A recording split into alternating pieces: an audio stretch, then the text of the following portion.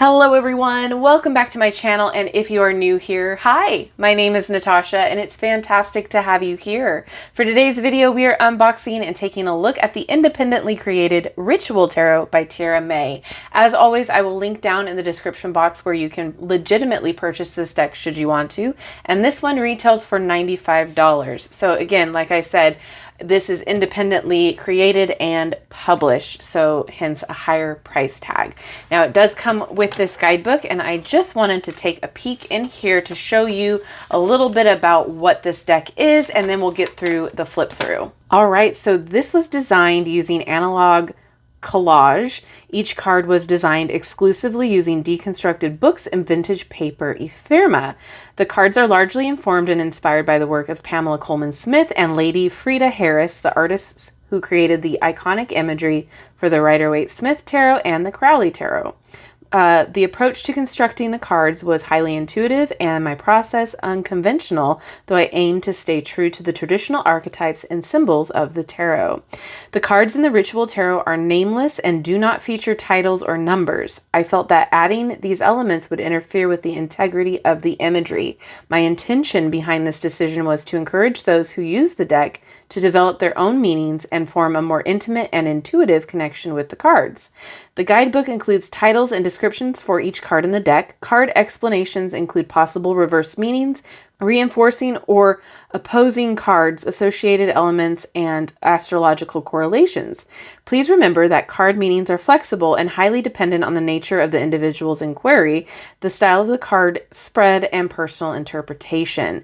So this follows the structure of the standardized Venetian or Piedmontese tarot. So 78 cards, the 22 major, 56 minor.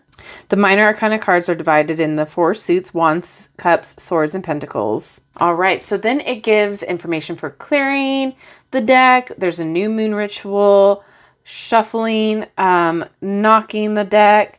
So there is different ways of shuffling, but she does recommend using an overhand shuffle just because bending or doing a rifle shuffle promotes wear and tear on the cards. So then it looks like it goes into the card meanings, and I am very excited. All right, so let's keep going here. I love this nice velvet pouch. It's very nice and soft. And here is the box, which is nice. It's a nice 2-piece hard box here.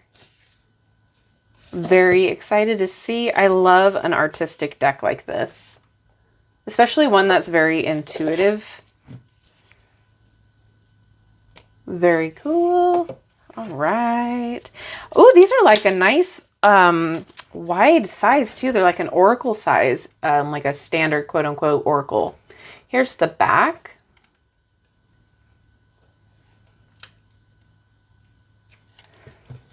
All right, let's talk cardstock. It is nice and flexible, which is nice for me personally. It's one of my favorite to have a flexible on the more thinner side than a thick cardstock, just because my hands with crocheting and shuffling most of my day, they're spent. So I like an easier to work with cardstock.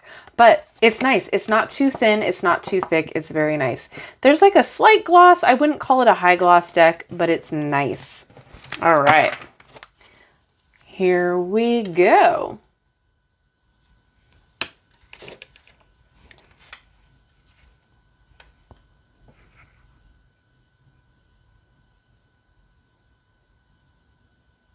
This is going to be very interesting to flip through and then to work with. The title list thing is pretty neat. It might not be the best deck to start out with if you are just beginning your journey. It might confuse you a little bit, but I did see in the guidebook that there's a colored picture there to represent the card in the meaning. So if you're drawn to this deck and you think that you would be up to the challenge and want to test your intuition, maybe this might be for you. Oh, I love this.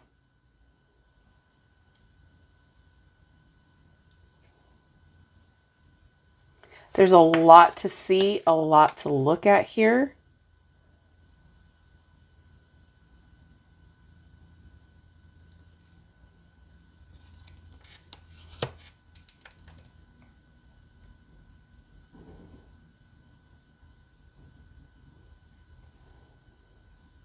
This is going to be one of those decks that every time you use it, you spot something new and different.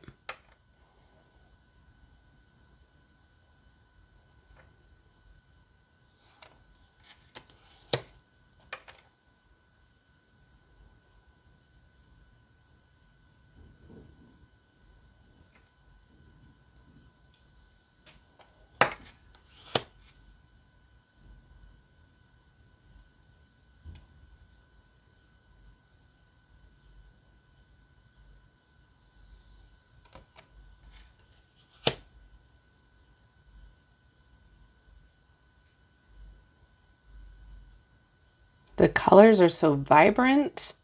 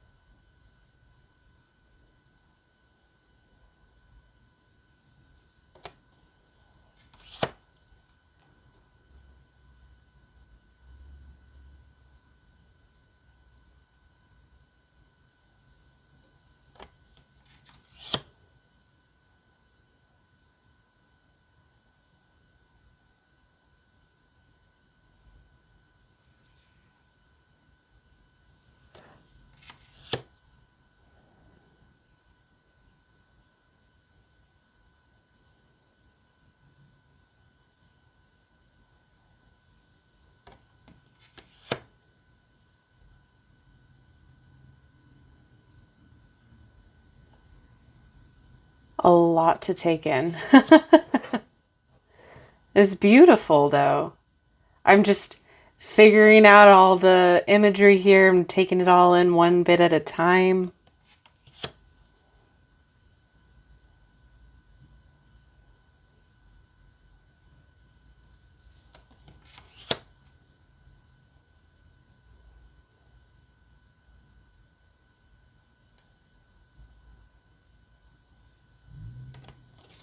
Okay, looks like we are now in the minor here.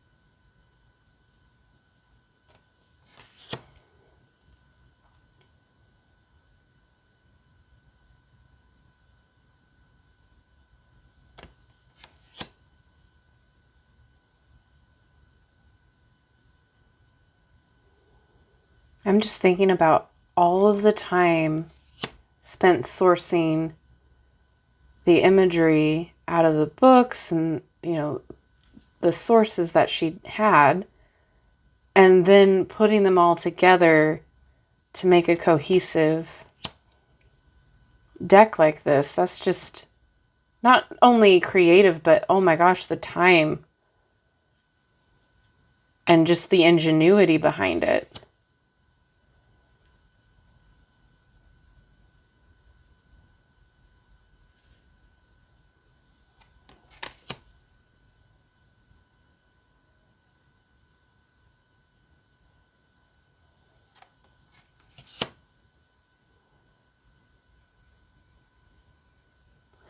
And I know, like, this might not be a style for everyone, but it does feel very purposeful. It doesn't feel like, you know, she slapped on a bunch of images and called it a day. It feels like it was very, like, much a painstakingly passionate project here.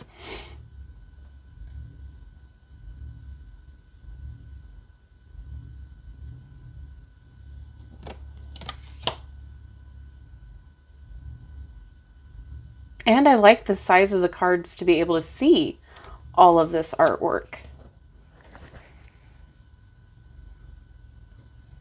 Okay, looks like we're in cups. Yeah, I really like this. It's different. It's unique.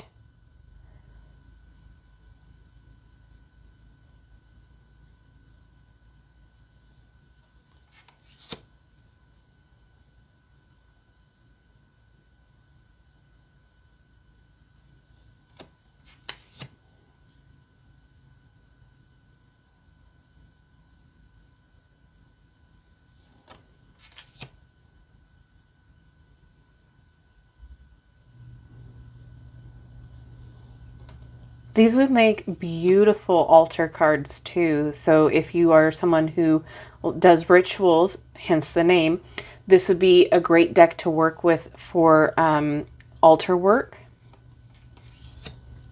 spell work,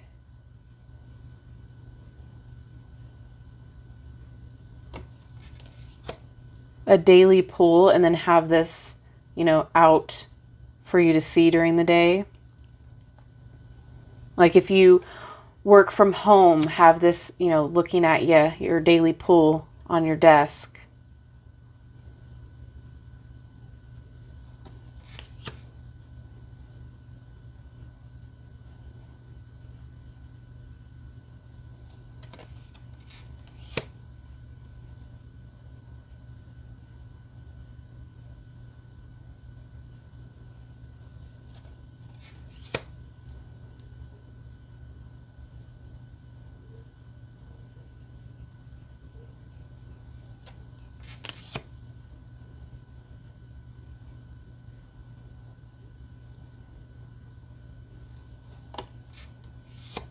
Okay, swords.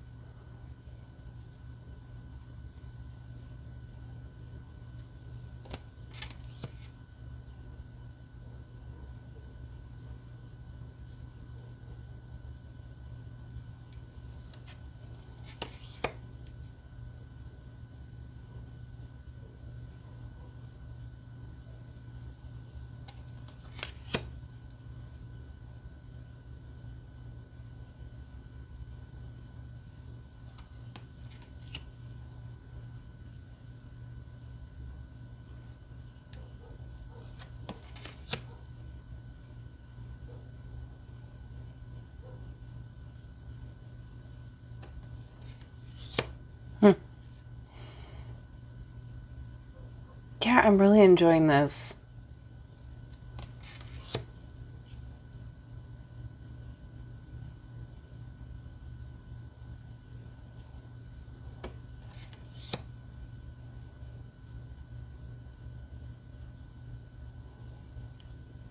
The energy comes off really well.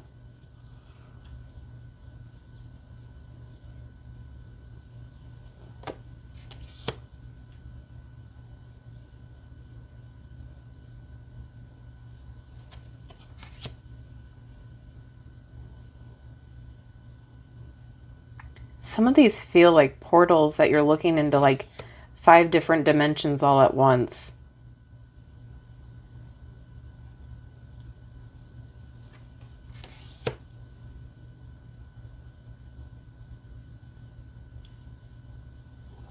All right, and our last one with the pentacles here.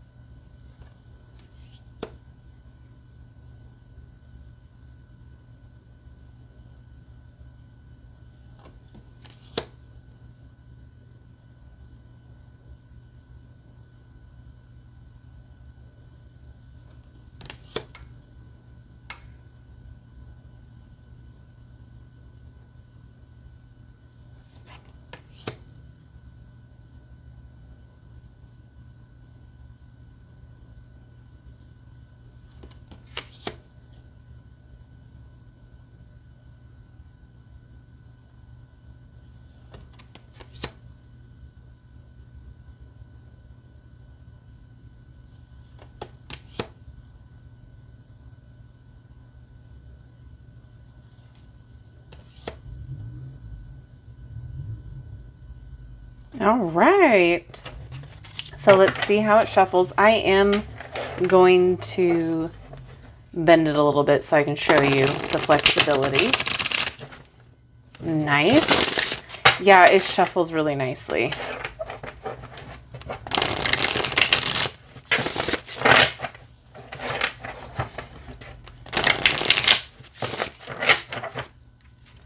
All right, an overhand like this. Nice. Yeah, very smooth. Glides just fine. All right, let's see what we got here. Looks like the King of Pentacles. All righty. Pentacles. All right, so it does look like the Major Arcana has a lot of info with it. The back here is the Pentacles, and it has all of the different cards in the suit. So we do have the element. We have Earth. Season is winter. Astrological signs is Taurus, Virgo, Capricorn. Moon phase, waning crescent. And ethos would be groundedness, pragmaticism, and materialism, with the signs symbols down here as well. Nice. Okay. So all the way at the bottom here, we've got the King of Pentacles, father of industry, a powerful and enterprising individual with a focus on worldly success. This king finds opportunity everywhere and works towards his goals with firm resolve. He exudes a strong and steady masculine energy and takes his role as provider and protector seriously. All right. So I do want to show you in the front here before. We do have each one shown in the suit, labeled, and then behind you have the information or the card meaning. And then we have, oh, about the artist. Aw. You know what? I am so excited to get to know this. I think this is so fun, so different. The time it took to source all of this material, I swear that must have been something kind of tedious to do, but it just flows so well. I love that the energy comes off. You like know what the card is, you know what it's about. I love that it's titleless. I don't think I have a lot of decks in my collection that are necessarily completely titleless like this, but this is beautiful. I think it's fun. I think it's unique. I think it's different. Thank you so much to Tiera May for sending this deck my way to show you guys. I am now excited to see what you guys have to say about this deck. Did you know of this? Are you excited? Is this your cup of tea? Is it not your cup of tea? Let me know all of your thoughts down below in the comments section. And if you made it this far, drop an earth sign emoji down in the comments to let me know that you made it. Thank you so much for hanging out with me today. If you have not done so already, don't forget to like, subscribe, and hit that notification bell on your way out of this video. That way you will never miss an upload from me. Thank you again, and I will see you in my next video. Bye-bye.